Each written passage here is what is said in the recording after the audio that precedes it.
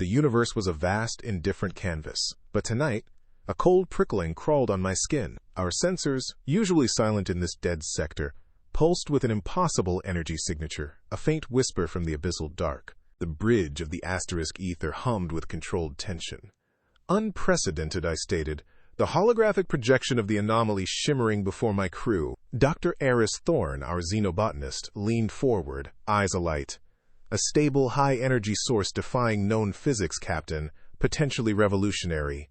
Jax, our engineer, merely grunted from his station. Or potentially a trap that'll rip us apart. Eva Rostova, my first officer, crossed her arms. Risk assessment, Captain. This isn't a routine survey. I met her gaze. No, Rostova, it's not. Days later, a bruised, desolate sphere filled the viewport. It was a mottled canvas of browns and grays, scarred by ancient impacts, yet a faint, almost imperceptible shimmer pulsed across its surface. The energy readings are off the charts down there, Captain. Thorne breathed, pressing his face to the glass. It's alive in some way. An active, complex system buried beneath that dead rock. A strange dread coiled in my gut.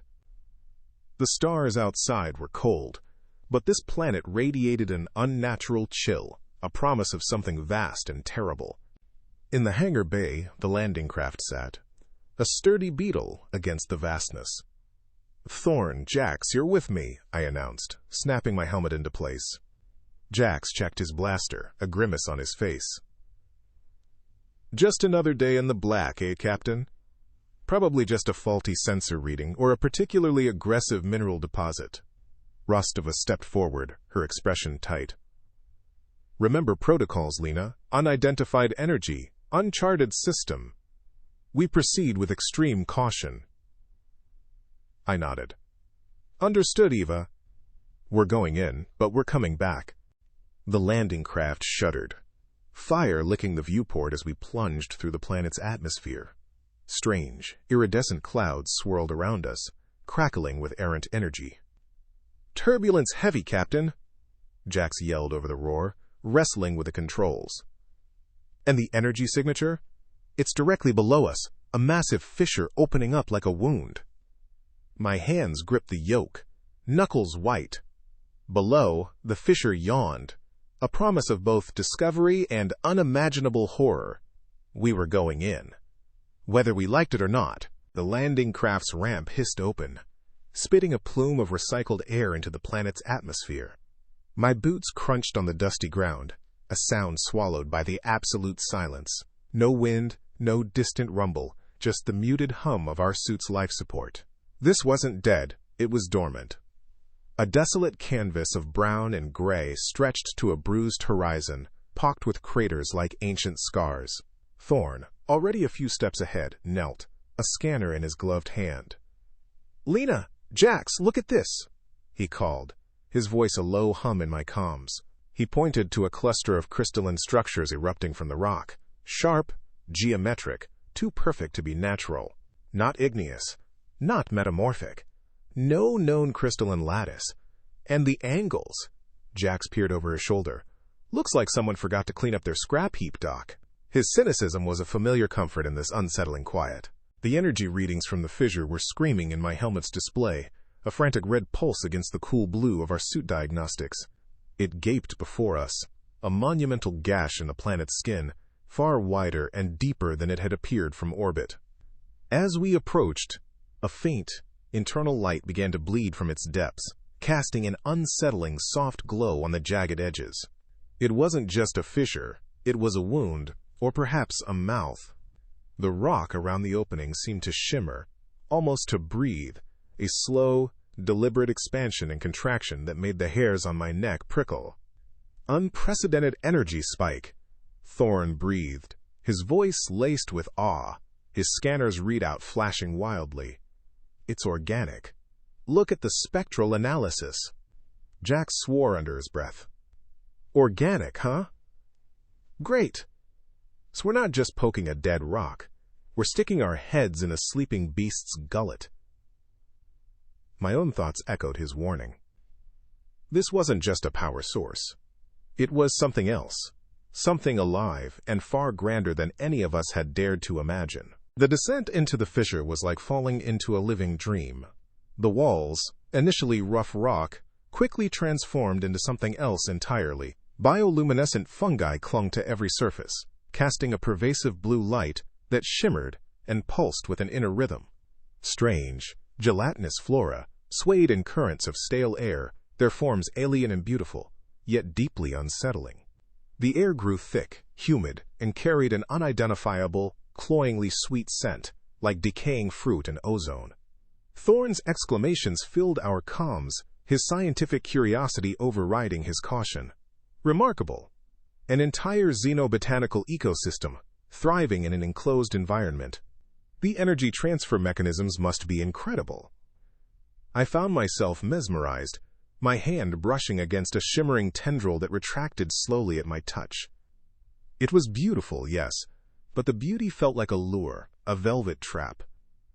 Everything here hummed with a life that was both foreign and ancient, a quiet, insistent thrumming that vibrated in my bones. The cavern opened into a chamber so vast, the blue light from the bioluminescent flora struggled to reach its distant ceiling. What dominated the space was not rock, but immense, glowing tendrils, thick as a starship's main conduit, pulsing with an internal light that mirrored the readings on our scanners. They snaked and interconnected, forming intricate, impossible structures that defied any known architectural principle. They pulsed, a slow, rhythmic beat that I could feel in the soles of my boots. "My God," Thorn whispered, his voice hushed with a reverence I hadn't heard before. He spun his scanner around, his face pale behind his helmet's visor. "These aren't conduits, they're neural pathways. Lena, Jax, we aren't in a power generator. We're inside a colossal, a living brain. This entire planet, it's a biological supercomputer." The words hit me like a physical blow. A brain. A planet-sized mind. My initial wonder curdled into a cold, profound dread. Jax, for once, was silent, his disbelief a tangible weight in the comms. We stood on a natural ledge, a small outcropping overlooking the immense, intricate structure that was this planet's core. The tendrils pulsed faintly below, a silent, cosmic invitation. Thorn, still reeling from his discovery, was already theorizing, his words spilling out in a torrent. "It's dormant, clearly. The energy signature is stable, regulated, but not active in any conventional sense. An ancient biological supercomputer, perhaps. Imagine the knowledge, Lena, the processing power." He was practically vibrating with excitement. I felt a chill that had nothing to do with the cavern's temperature. "And what happens if we wake it, Eris?" I asked, my voice flat. "What kind of thoughts does a planet-sized brain have?" Jax chimed in, his usual cynicism back in full force. "Yeah, Doc. You mess with something this big, you don't know what kind of nightmare you're stirring up. Best let sleeping giants lie, I always say." He wasn't wrong. But Thorn, caught in the thrall of scientific discovery, seemed deaf to our caution. He turned to me, his eyes gleaming behind his visor. "Captain, with a low-power interface, we could establish a preliminary link. Just to analyze, to understand its purpose. It would be an unparalleled discovery, a chance to communicate with a truly alien intelligence." His enthusiasm was infectious almost. But the vastness of the dormant mind below, its silent, intricate complexity, felt less like a library of knowledge and more like a tomb of unimaginable horrors waiting to be disturbed. The central cavern, a cathedral of living tissue, now echoed with the hum of our deployed research station. Modular panels snapped into place, conduits snaked across the pulsating floor, and blinking lights cut stark lines against the bioluminescent tendrils of the planet brain. It felt less like setting up a base and more like implanting a parasite into a sleeping giant. Jax, ever the pragmatist, grumbled as he wrestled with a power converter. "Fragile science junk. Give me a plasma torch and some scrap plating any day." He wiped a smear of iridescent dust from his brow, his face a mask of grease and concentration. I ran a diagnostic on the comms. "Aether, this is Lena, station deployment nominal. Thorn is prepping the interface." Rostova's crisp voice crackled back, tinged with a concern that didn't quite reach her usual composure. "Understood, Captain. Keep your comms open. Readings here are Anomalous. Proceed with extreme caution. Caution. The word felt hollow down here, surrounded by a living entity that defied every known law of physics.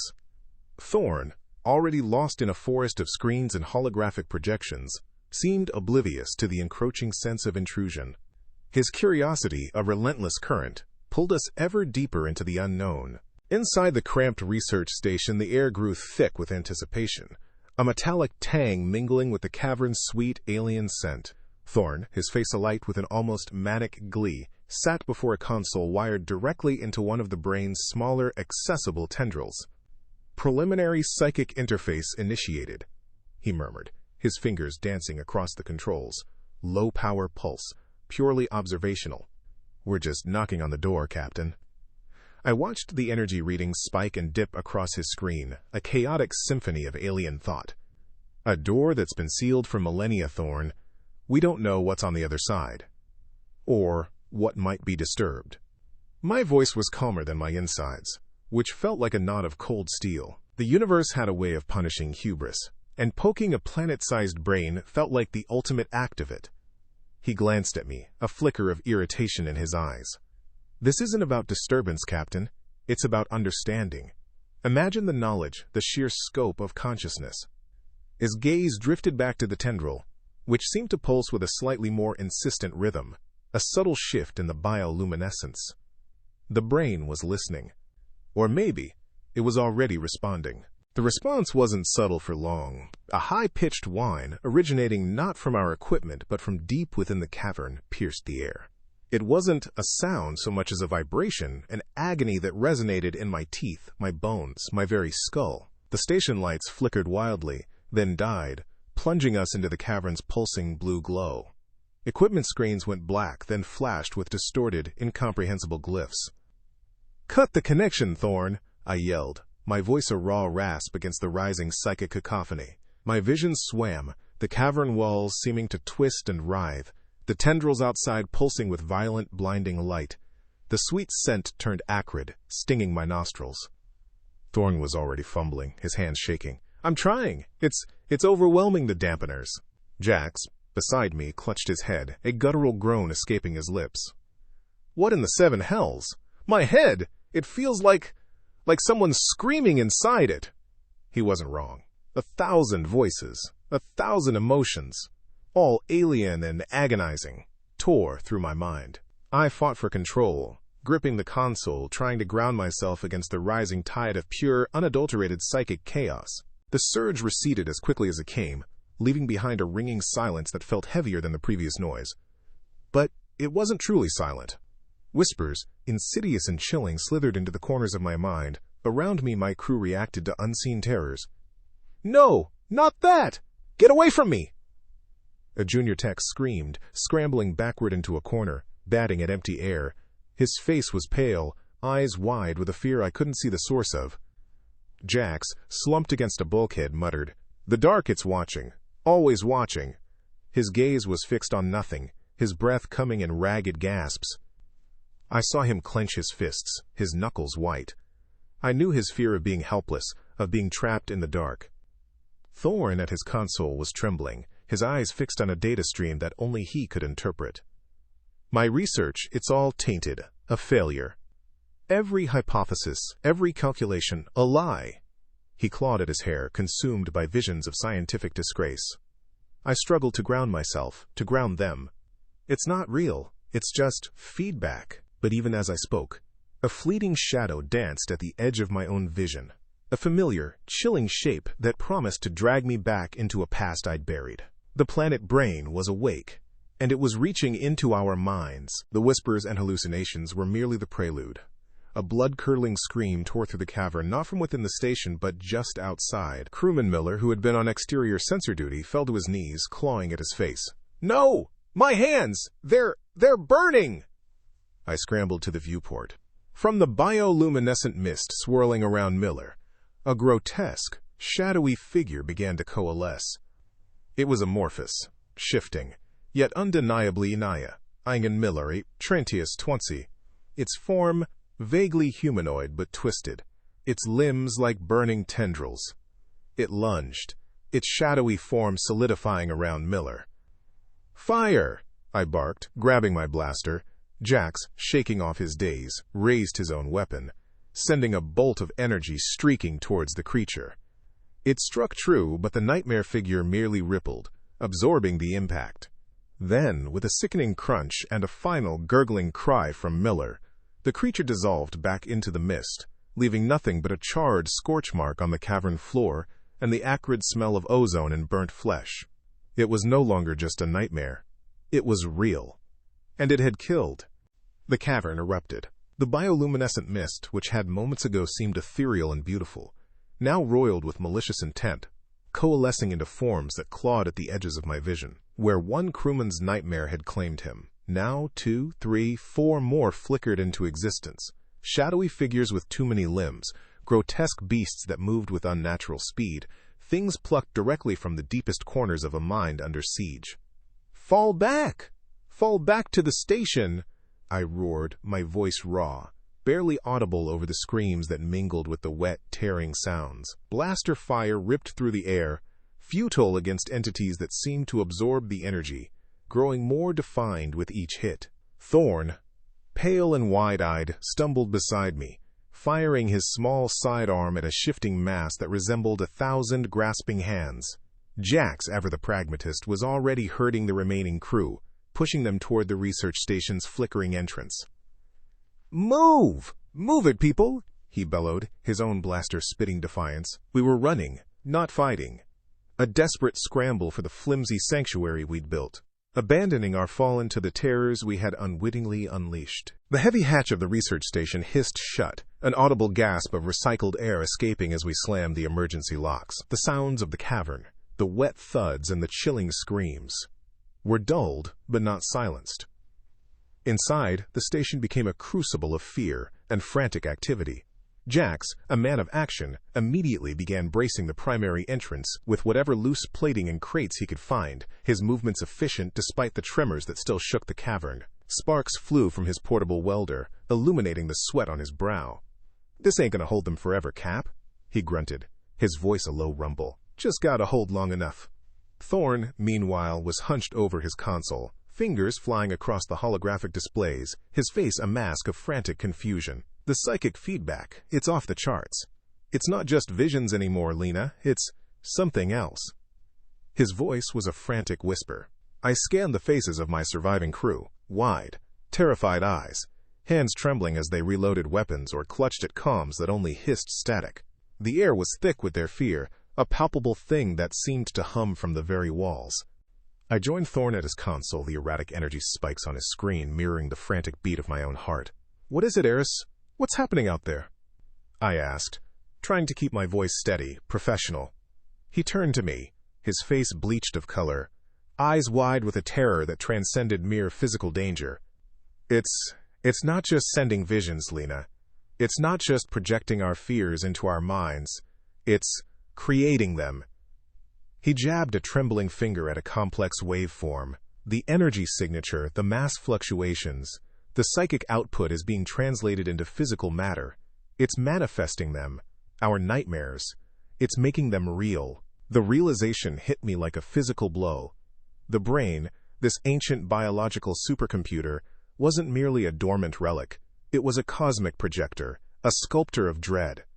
"And the more we fear," Thorn continued, his voice barely a whisper, "the more it feeds. It's consuming our terror, Lena. It's using it to empower these things. We're trapped inside a nightmare factory, and our own minds are the fuel." Despair, cold and sharp, began to prickle at the edges of my resolve. Thorn's words echoed in the tense silence. A chilling litany of our doom. I turned away, needing a moment, needing to breathe. My gaze fell upon a darkened corner of the station, where shadows usually danced benignly. But now, they seemed to deepen, to gather, to take on an unsettling weight. A cold prickling on my skin, familiar from the void, intensified. I saw it then, at the periphery of my vision. A fleeting, dark shape. Indistinct but undeniably familiar. A figure.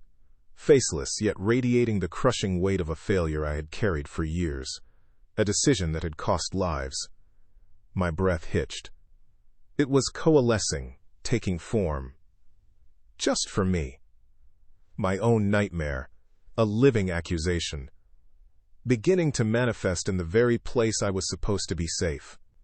I clenched my fists, digging my nails into my palms, forcing the image back, forcing the rising panic down. Not now, not here, not in front of them. I was captain. I had to be. I found Jax at the main entrance, securing another reinforced plate over a groaning seam. The rhythmic clang of his hammer against metal was a stark, brutal counterpoint to the psychic hum that still permeated the air. "Rough day at the office, huh, Cap?" he muttered, not looking up, his voice raspy. "Thought I'd seen it all. Giant space squids, asteroid cults, corrosive nebula, but a planet that makes your bad dreams real? That's a new one even for me." He paused, wiping a greasy hand across his forehead. "Guess it beats the paperwork, though." I managed a weak, weary smile. His grim humor, his sheer refusal to be utterly broken, was a fragile comfort in the face of the impossible. "Just don't let it make a physical manifestation of your overdue repair reports, Jax," I said, trying for a lightness I didn't feel. He let out a low chuckle, a sound like grinding gears. "Nah, Cap. Those things are too terrifying even for a nightmare planet. They'd break its brain." The flickering comms display on my wrist was a thin thread connecting us to the asterisk Aether, a lifeline stretched taut across an abyss of living terror. "Rostova, status report." I ordered, my voice tight, trying to cut through the static of my own fear. On the holographic projection before us, the colossal brain pulsed with a sickening internal light, its neural pathways a labyrinth of glowing horror. Eva's voice crackled back, crisp but strained. "Ship's integrity holding, Captain. But the psychic interference is increasing. We can't stay on station indefinitely." "Understood," I replied, glancing at Thorn, whose face was pale, illuminated by the console's glow. "Any way to cut the link, Eris? Disrupt its output?" Thorn nodded, running a hand through his perpetually disheveled hair. "Theoretically, yes. A focused, counter-frequency pulse routed through the primary interface. It's risky. We'd be hitting it directly, effectively screaming into its mind." Jax, hunkered down by a hastily reinforced bulkhead, grunted. "Screaming into a planet-sized brain? Sounds like a good way to get it to scream back." He wasn't wrong. But what other options did we have? The constant pressure of the manifesting nightmares outside felt like hands pressing on the station walls. Thorn began the sequence, his fingers flying across the console, his brow furrowed in concentration. The air in the research station grew heavy, thick with anticipation. We watched the main monitor, where a delicate energy waveform, Thorn's counter-frequency, began to extend towards the brain's interface. Then, a shriek. Not from outside, but from within our secured perimeter. Crewman Miller, a young tech who'd always been a bit too jumpy, was clutching his head, eyes wide with unfathomable terror. "No! Get away!" he screamed, his voice raw. He wasn't looking at us. He was staring into the empty space just beyond Jax, at something only he could see. The air shimmered, the bioluminescent mist coalescing into a grotesque, shadowy form, a twisted mockery of a parent, its limbs too long, its head a featureless void. Miller's personal demon, given flesh. I raised my blaster, but it was too fast. The creature lunged, its shadowy form passing through Jax's desperate, futile grab. Miller's scream choked off abruptly, his body writhing for a moment before he simply dissolved. A cloud of fine ash, a lingering scent of ozone, and then nothing. Jax stood frozen, his hand still outstretched. Thorn stared, his scientific wonder replaced by pure, unadulterated horror. We had hoped. And hope had a steep price. "Captain, do you copy?" Rostova's voice, usually a beacon of calm, was sharp with urgency. "We have a situation on the bridge." "What is it, Eva?" I asked, my blood running cold. The comms hissed, punctuated by the unmistakable sound of tearing metal and a series of rapid, concussive blasts. My greatest fear, apparently, she bit out, a strained laugh escaping her lips. A perfect logical failure, it's calculating every weakness in the ship's systems. Trying to dismantle the bridge controls. The sounds of struggle intensified. Engaging emergency protocols. Diverting power to the main shield emitters, creating a localized energy cage around the console. It can't touch me, but it's interfering with every damn system. I heard the frantic clicking of consoles, the whine of overstressed plasma conduits. Rostova was fighting a ghost born of her own mind, a manifestation of absolute, undeniable error, a creature of pure, logical destruction. The irony was grim. She was battling her demon with the very systems it sought to compromise. "Hold the line, Eva. We're trying to sever the source." My words felt hollow, a desperate plea into the void. If she fell, the time's Aether fell. And then, we were truly alone. Thorn, his face a mask of grim fascination, hunched over his console again, oblivious to the lingering ash of Miller. The holographic projections of the brain's neural activity pulsed erratically. But now, a new pattern was emerging. "Lena," he whispered, his voice hoarse. "Look at this. The psychic energy readings. They're not just fluctuating. They're being siphoned." I peered closer. Abstract visualizations on the screen showed tendrils of faint energy, like ethereal roots, extending from the manifesting nightmares, coiling back towards the heart of the planet brain. "What are they doing?" "They're feeding," Thorn breathed, a note of profound disgust in his voice. "The nightmares. They're not just projections, they're conduits. They're drawing off our fear, our despair, our very psychic essence. And the brain, it's harvesting it, growing stronger. It's a parasitic entity, Lena. It awoke. It read our minds. And now it's creating physical manifestations of our deepest terrors to Asterix feed itself, to sustain its own consciousness and power." The chilling realization settled in my gut like a block of ice. We weren't just fighting monsters. We were their livestock. Every scream, every panicked breath, every moment of terror was a feast for the ancient, living world beneath our feet. "Captain, incoming!" Rostova's frantic voice tore through the comms, laced with a new, raw terror. "Massive energy signature! Unidentified!" It just appeared in system. My eyes snapped to the main sensor display. A blip, impossibly large, dwarfing the planet itself, was hurtling towards us. The cavern's tendrils around us pulsed violently, the bioluminescent flora flaring and dimming in a sickening rhythm. "Thorn, what is that?" I demanded, my throat tight. He stumbled back from his console, his face ashen, eyes wide with dawning horror. "The brain, it's screaming, Lena. It's amplified psychic output. It's not just feeding. It's broadcasting. A beacon. And something out there heard it."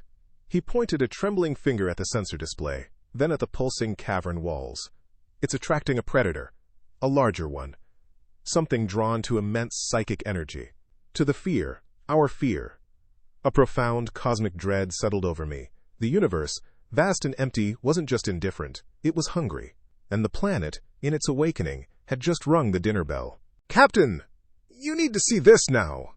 Rostova's voice, usually a crisp, steady anchor, was now fractured by a thin edge of raw terror. It crackled through my comm unit, cutting through the muffled screams of the tormented crewmen still thrashing in the corner of the research station. His personal nightmare coalescing into a tangible, kittenous horror. My heart hammered against my ribs, a desperate drumbeat against the encroaching madness. I slammed my fist against the comms panel, forcing myself to push past the horror unfolding directly before me. "Report, Rostova!" Her reply came, a choked gasp. It's massive, Lena. Unfathomable. Sensors can barely register its full extent. It's not just under the system, it's back the system. Like a tear in the void, swallowing the distant stars whole. A vast, dark maw. A shadow that eclipses everything. On the small auxiliary screen, I could see Rostova's face, pale and wide-eyed, reflected in the main viewport of the Asterix Aether. The image beyond her was indistinct, a blotch of impossible blackness, yet it seemed to breathe, to ripple, growing larger with every passing second. My gut twisted. This wasn't just a ship or a creature. This was a cosmic event.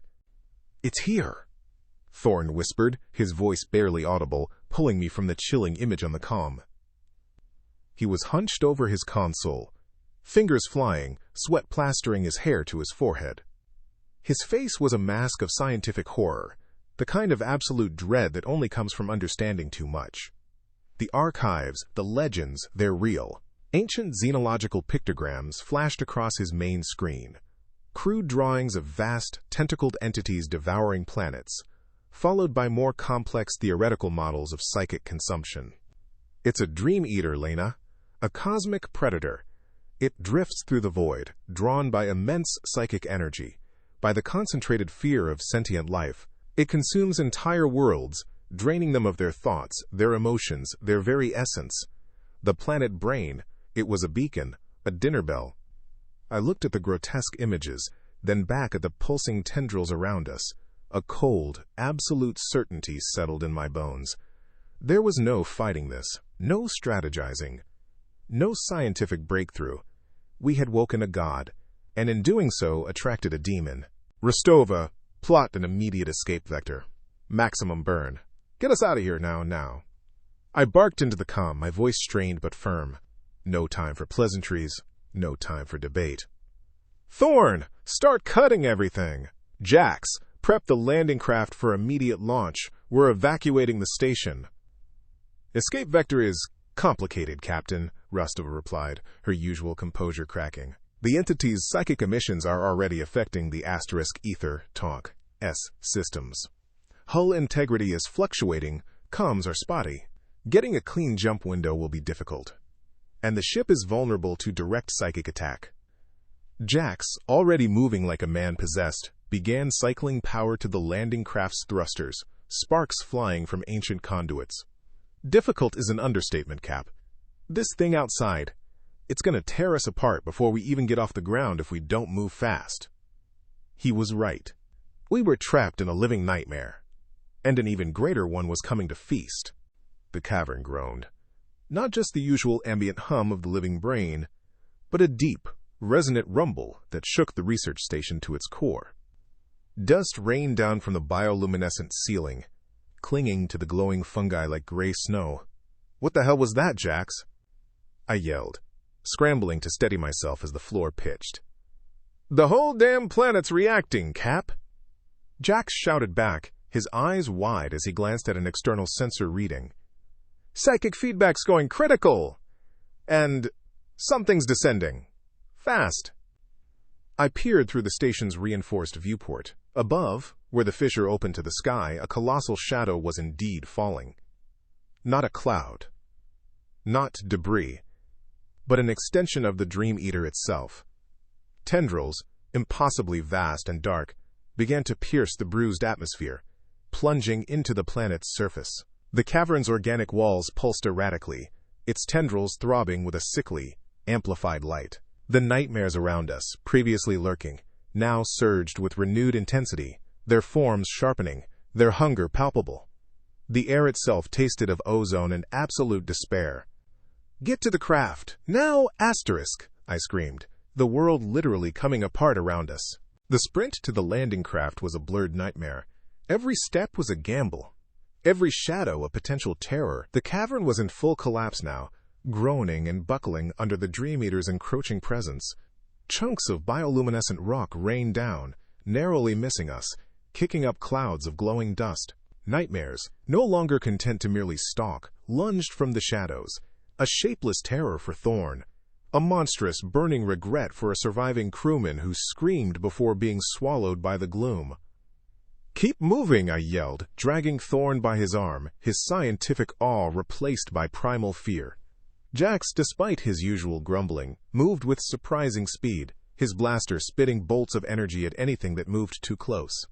The landing craft, a fragile metal shell, seemed impossibly far away, its ramp a beacon of desperate hope. We dodged a falling support column, scrambled over a newly opened chasm, the stench of fear and burning rock stinging my nostrils. Our only hope, our single thread of survival, was to reach that craft before this entire living world became the cosmic horror's final meal. The cavern screamed around us, a symphony of collapsing rock and grinding metal. My blaster felt like a toy, spitting impotent energy against the swarm of amorphous shadows and grotesque specters that lunged from the bioluminescent mist. Jax roared, a primal sound as he emptied his clip into a multi-limbed arachnid, born from some long-forgotten fear of mine, its chitinous legs scuttling towards Thorn. "Get to the craft, now!" I yelled, my voice hoarse, shoving Thorn towards the flickering outline of our escape pod. Debris rained down, chunks of the living rock tearing loose, illuminated by the blinding flashes of our weapons. The hatch of the landing craft hissed open, a beacon in the chaos. We were almost there, but the nightmares were multiplying, pressing in, their psychic whispers a maddening chorus in my mind. Thorn scrambled inside, his face ashen, leaving me and Jax at the threshold. "Hatch won't seal, Captain!" Jax yelled over the din, wrestling with a mangled locking mechanism. A massive, shadowy tentacle, thick as a cargo bay, burst through the crumbling wall beside us, its unseen maw gaping.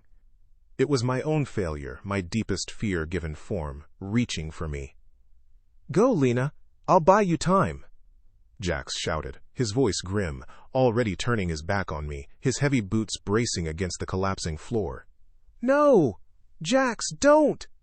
I screamed, but he was already slamming his shoulder into the failing hatch, trying to force it shut. His blaster spat fire, a desperate, defiant last stand against the encroaching shadow. I saw the look in his eyes, a familiar, weary acceptance. Then, the tentacle engulfed him, a silent, terrible consumption. The craft shuddered, the hatch grinding shut, sealing me away from his last, guttural cry. The roar of the engines drowned out my own scream. The landing craft clawed its way upwards, a desperate prayer against the planet's dying throes. I gripped the controls, my knuckles white, the vessel bucking and groaning under the strain. Alarms blared, a constant, piercing shriek. "Atmospheric integrity failing! Psychic interference off the charts!" Thorn yelled from the co-pilot's seat, clutching his head. Through the viewport, the world dissolved into a maelstrom of fire and dust. The immense shadow of the Dream Eater, a vast, indistinct blot against the distant stars. It was so impossibly large, a cosmic horror made manifest, slowly unfurling itself, absorbing the very light around it. Every shudder of the craft felt like a hand reaching for us, a final, hungry grasp. We were running, not from a planet, but from a void that hungered for our very souls. The Ranchikentet pulled away, a tiny speck against the backdrop of an unimaginable feast. From the bridge, the main viewport showed the rogue planet, no longer a bruised sphere, but a dying star. The Dream Eater, a mass of swirling, inky darkness, slowly enveloped it, its tendrils expanding, consuming the vast psychic energy we had unleashed. The planet's surface rippled like water, then dissolved into nothingness, absorbed into the cosmic horror's immense form. There was no sound, only the vast, terrifying silence of a world being eaten. My stomach churned, a profound emptiness settling in my chest. We had escaped, but the price? The price was the silent scream of a world, forever etched into my mind. The Aether's medical bay hummed with the soft whir of life support and the low murmurs of the remaining crew. Thorn sat, staring blankly at a medic who was patching a gash on his arm, his mind clearly still trapped in the cavern. Rostova, ever pragmatic, had already moved on to assessing ship damage, though her eyes held a haunted glint. I watched them, my own body aching, my mind a wasteland of smoke and shadows. We were alive, but broken. Jax was gone, and with him, a piece of our humanity. The silence in the bay was heavy, thick with unspoken trauma, a testament to the horrors we had witnessed. We had survived, but the Dream Eater was still out there, a cosmic hunger waiting to be sated. The bridge of the Aether felt less like a command center and more like a tomb.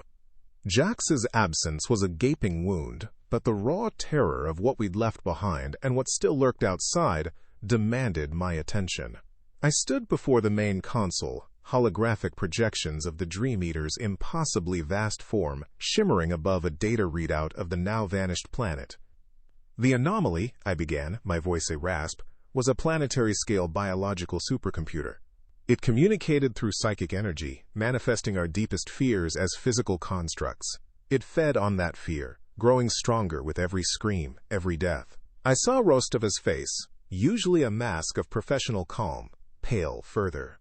Thorn, slumped in a chair, kept his gaze fixed on the floor, as if looking up would shatter what little remained of his sanity. Its amplified psychic signature, that constant flow of negative energy, acted as a beacon. And that beacon attracted this. I gestured to the Dream Eater, a swirling nebula of cosmic dread on the display. A creature that consumes worlds, drawn by the psychic resonance of a dying mind. The full scope of it, laid bare, was a suffocating weight. The silence that followed was heavier than the void itself. Rostova broke it, her voice clipped, devoid of warmth, all logic.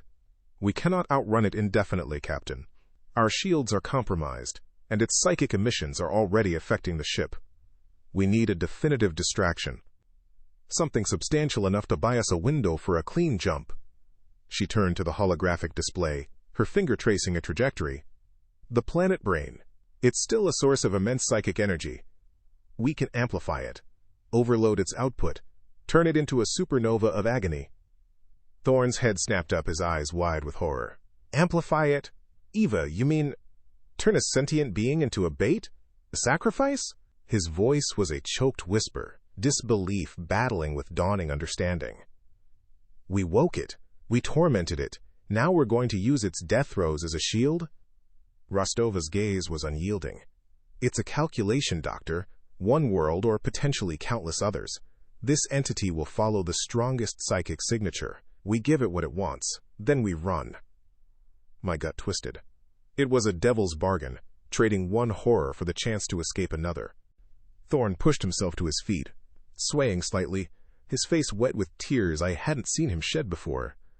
Lena, he pleaded, his voice cracking, we can't. This isn't just a rock. It's a mind, a unique, ancient intellect. We have a responsibility. We can't just feed it to the void. He stretched a hand towards the console as if to shield the holographic planet from our cruel intentions.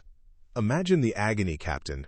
A world screaming for eternity, all because of our hubris. Our need to escape. His scientific wonder, once a beacon of curiosity, was now a shattered mirror reflecting pure despair. I met his gaze. The vast, star-dusted blackness outside the viewport, a silent, indifferent judge. He was right. It was an ethical nightmare. But what was the alternative?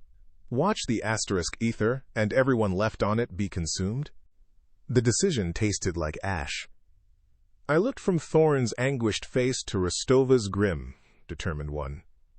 The weight of command, the lives of my crew, pressed down on me like a collapsing star. Eva? I said, my voice quiet, firm. Prepare the emitters. We proceed with your plan. There was no triumph in her nod, only a shared, weary understanding of the impossible choice. Thorn let out a choked sound, turning away, unable to bear witness. My hand hovered over the console, the cold metal, a stark contrast to the burning sorrow in my chest. This wasn't leadership. This was an executioner's duty. But sometimes, to save even a few, you had to damn one. Rostova's fingers flew across the console, activating the repurposed energy emitters we'd left on the planet's surface. Energy readings spiking, Captain, she reported, her voice tight. Psychic output increasing exponentially. It's beautiful in a horrifying way. Below us, the planet, once a bruised sphere of brown and gray, began to pulse with an inner light. Not the gentle bioluminescence we'd seen in its depths, but a blinding, agonizing glow that radiated across the void.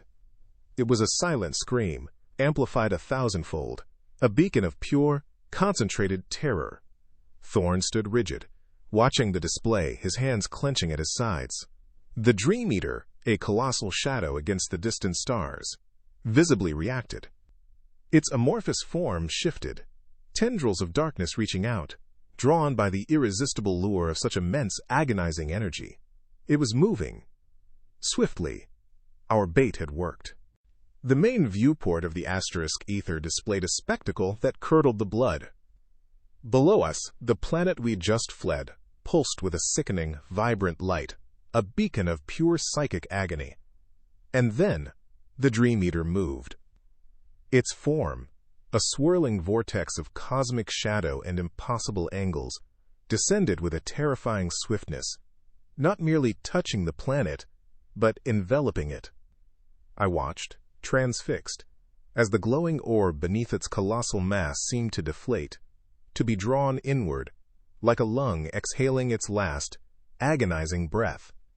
Its amorphous body swelled, growing impossibly larger, a silent, ravenous maw consuming a world. "Hyperspace jump initiated!"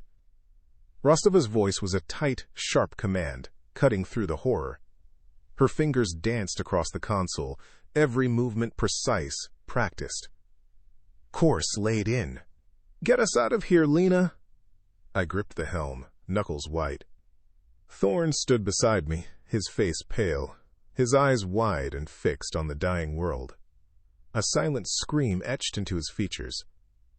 He looked like he was watching a child being devoured. A grim satisfaction warred with a profound emptiness within me. We had done it. We had fed the monster.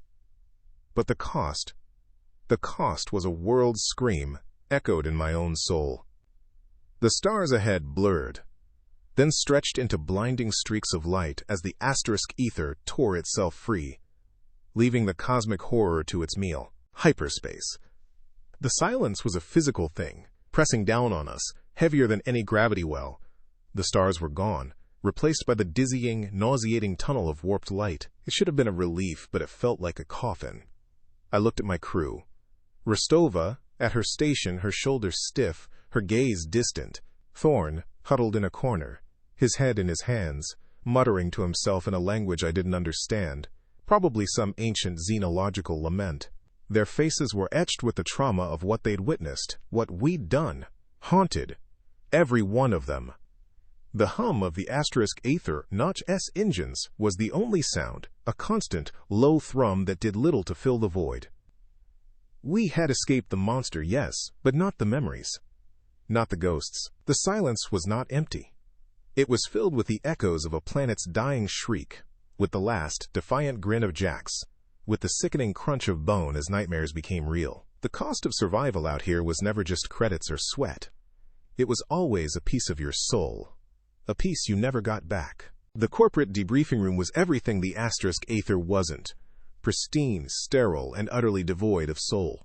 It smelled of recycled air and false promises. Lena and Rostova sat across from a panel of blank-faced officials, their expressions as unreadable as the void itself.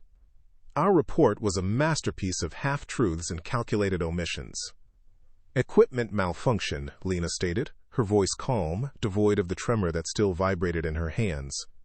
"Unforeseen gravitational anomalies. The Phi-TACE core systems were compromised, forcing an emergency jump." She omitted the sentient planet brain, the living nightmares, the cosmic leviathan. She omitted Jax's sacrifice. Rostova, ever the pragmatist, followed up with technical jargon, a cold, efficient delivery of the fabricated narrative. "The data logs have been sanitized to reflect the official account, Admiral. No traces of external interference. A regrettable but contained incident." The officials nodded, satisfied. They didn't want the truth. They wanted a clean ledger, a manageable incident. The universe was too vast, too terrifying, for them to acknowledge the true horrors lurking in its depths. They'd bury it, just like they buried everything inconvenient. And we would carry it, a secret festering in our bones. My quarters on the asterisk Aether were small, functional, a stark contrast to the sterile corporate luxury we'd just left. On a small comms table, nestled amongst a stack of worn data slates, sat a single, faded photograph. Jax, his gruff, scarred face, caught in a rare, genuine smile. I picked it up, tracing the outline of his features with a thumb that still trembled. "You always said it was better to know where to look, old man," I whispered, the words tasting like ash. "But sometimes, It's better not to know what's out there. The weight of command was a crushing burden. Jax was gone, Miller was gone, countless others. All sacrifices on an altar of cosmic pragmatism. I had saved my crew, what was left of them. But the cost was etched into my very soul. A captain's job was to make impossible choices, to live with the ghosts of those decisions. My reflection in the darkened viewport showed a weary, haunted face. The scars weren't just on the ship. They were in me too, deep and permanent. Weeks later, the Timuc's bridge hummed with a familiar, weary energy. A new contract had come in. Deep space survey, uncharted system, quiet work. The corporate memo had promised. I snorted. Quiet wasn't a word I trusted anymore. Rostova, ever stoic, laid in the new course. Thorne, still pale, but with a flicker of his old scientific curiosity, monitored the long-range sensors, though his eyes darted nervously at every anomaly. We were broken, yes, but not entirely. We were still breathing. We were still moving. The void called, and we, the scarred survivors, answered. I looked out at the vast, star-dusted blackness. There was always another corner of the void, another mystery. Maybe not monsters spitting acid, maybe not planet brains or dream eaters. But the universe was vast, uncaring, and full of secrets. We were gamblers, after all, forever chasing the elusive promise of knowledge, knowing full well the cosmic wheel could break us at any moment. And somewhere, out there, the dream eater was still hungry.